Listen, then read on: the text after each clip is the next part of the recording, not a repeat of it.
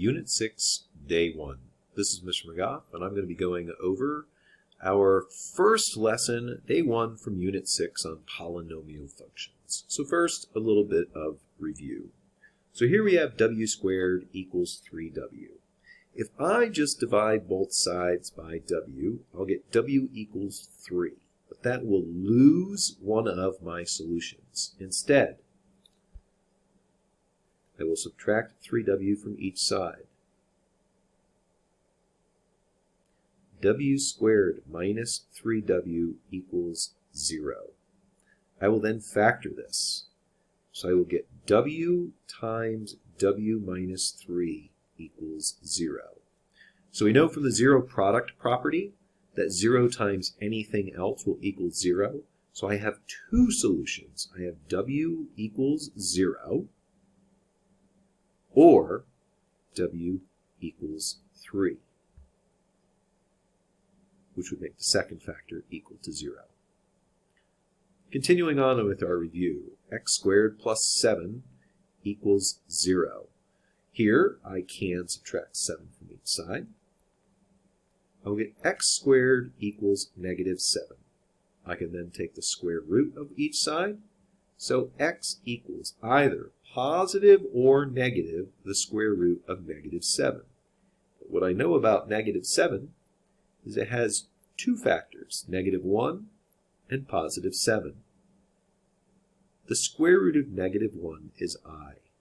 So x equals plus or minus I times the square root of 7. Now moving on to our day 1 notes. So first of all, what is a polynomial function? A polynomial function is a function made up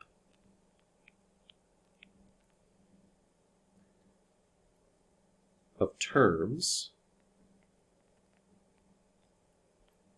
of a variable raised to positive integer powers.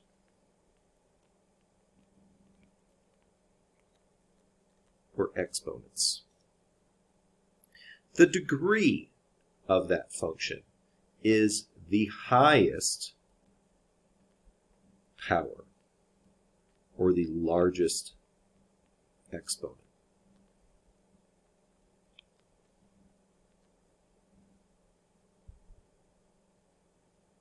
Standard form. We write a standard form by taking our polynomial function and listing our terms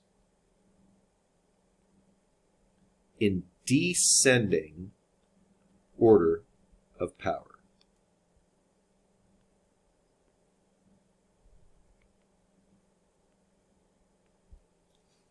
So in other words, if I had x plus x squared, I would reorganize that to be x squared plus x.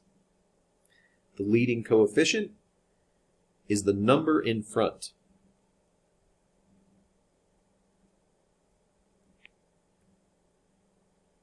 When I put the function in standard form.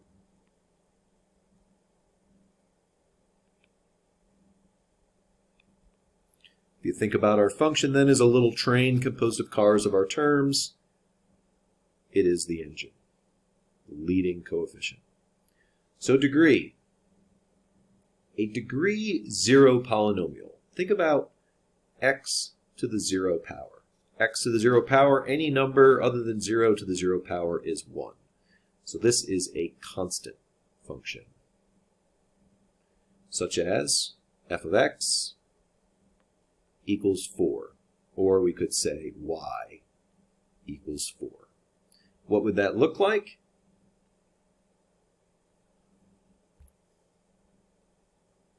If it's positive, it'd be a horizontal line above the x-axis.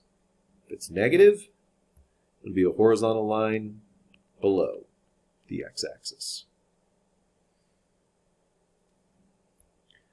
Degree 1. This would be a linear function. and that is generally of the form f of x equals mx plus b. So an example would be y equals 2x plus 1. If our leading coefficient is positive, our slope will be positive. If our leading coefficient is negative, our slope will be negative. Degree 2. We've been doing a lot of these. They are quadratic functions. They are of the form f of x equals ax squared plus bx plus c. As an example, y equals x squared. Now you'll notice I didn't actually give you an x term or a constant term. This is still a degree 2 polynomial. It just means that a, my leading coefficient, is 1, and b and c, the other coefficients, are both 0. So if I was going to graph this,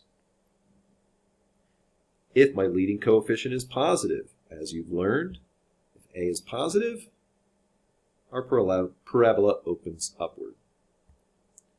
If a is negative, our parabola opens downward, or it is reflected over the x-axis.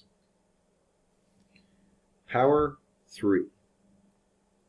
Third power are called cubic functions. So an example would be f of x equals x cubed.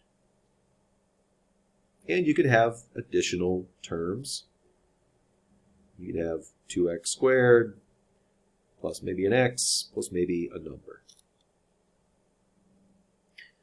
Our standard function, though, our parent function of f of x equals x cubed,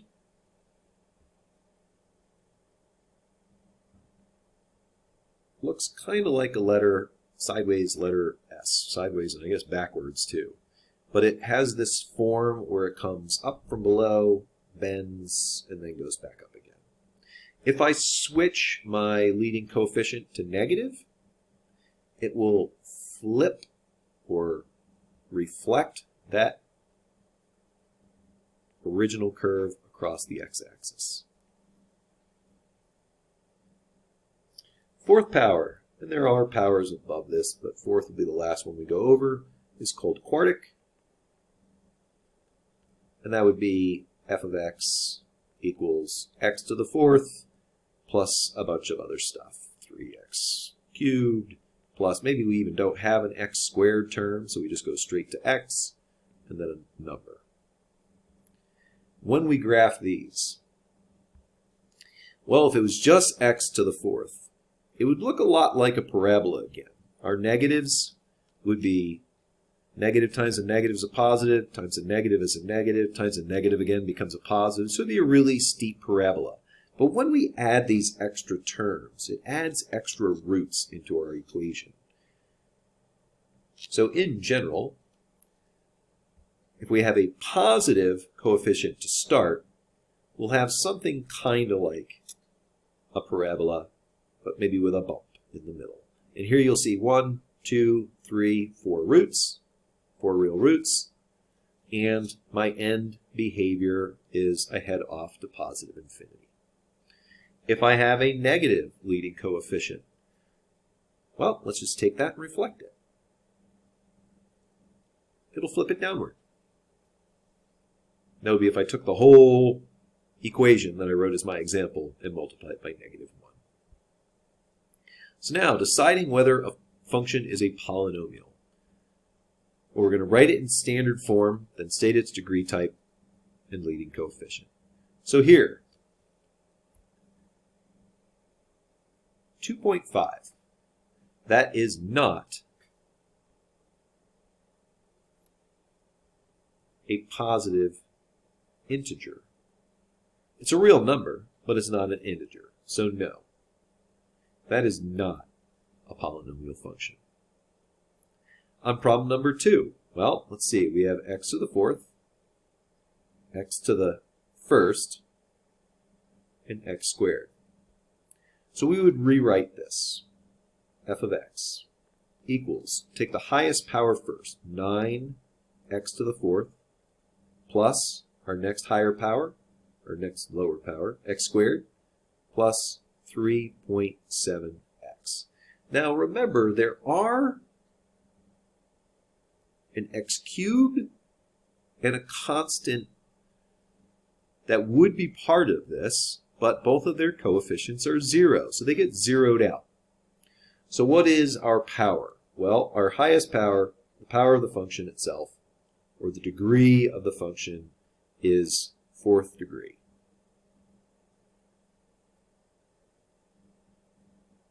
What is that one called? When we look back, we see that it's called a quartic function. And what is our leading coefficient?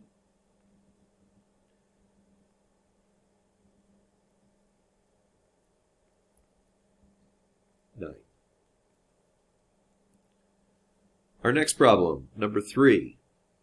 Square root of x. That's really x to the 1/2 power. That is not an integer. Therefore, that is not a polynomial. Moving on to number 4. Direct substitution to evaluate the functions for the given value. So here I'm given a polynomial of degree 4, and I'm given that x equals 2.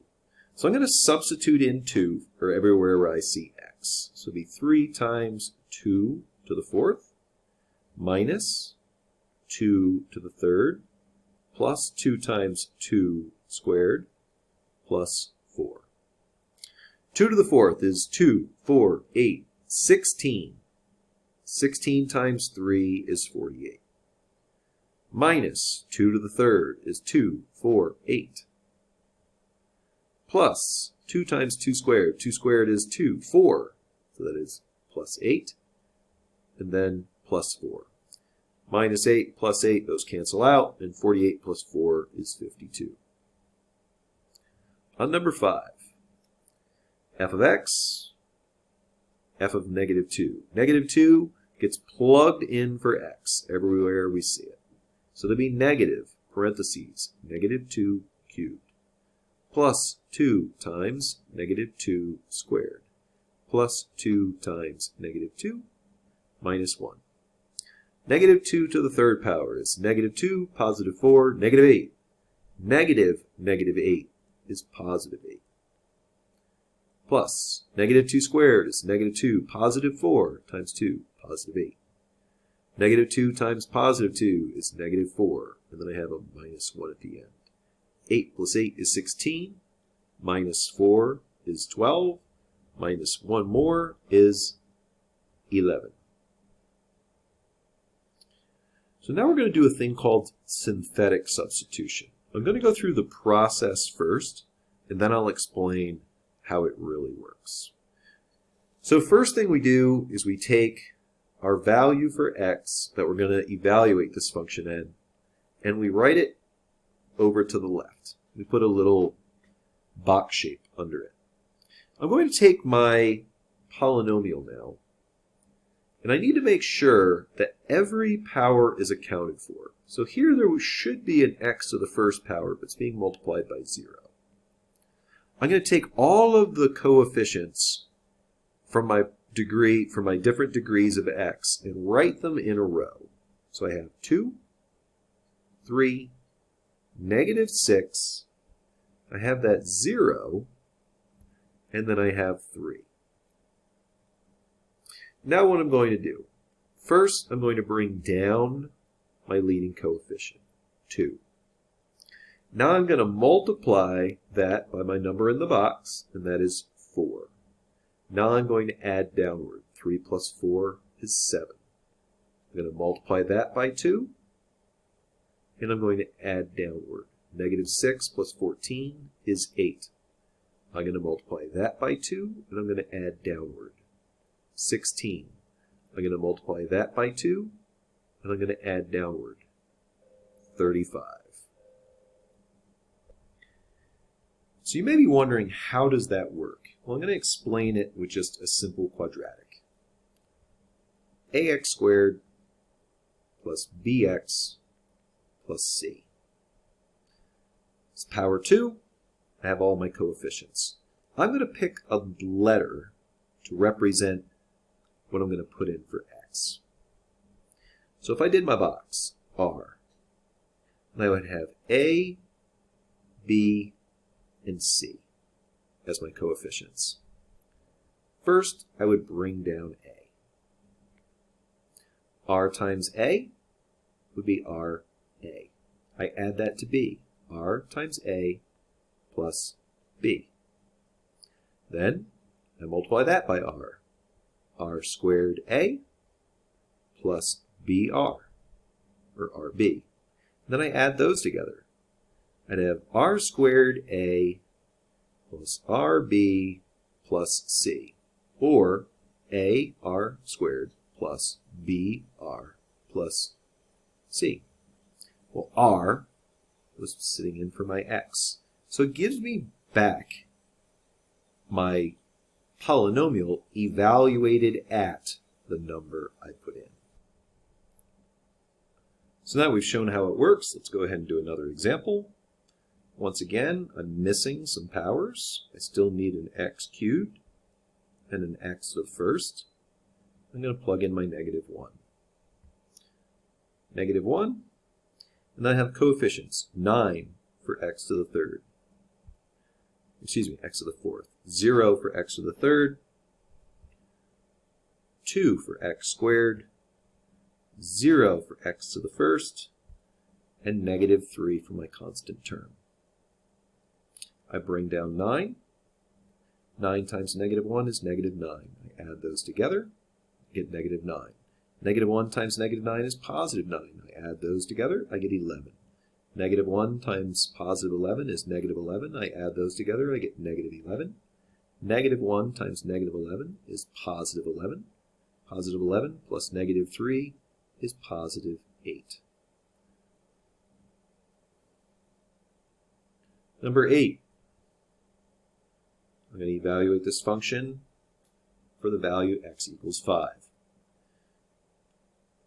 My fourth power term, -3. My third power term, -2. My squared term, 2.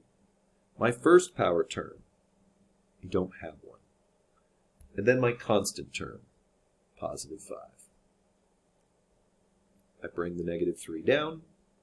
-3 times 5 is -15. My sum is -17. 5 times -17 is -85, which gives me -83 as my sum. 5 times -83. Oh, I should have left myself more room.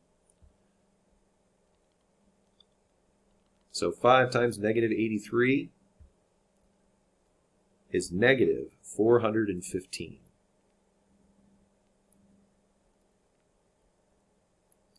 5 times -415 is -2075.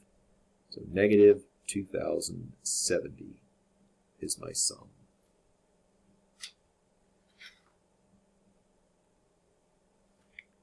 And that is the end of day 1.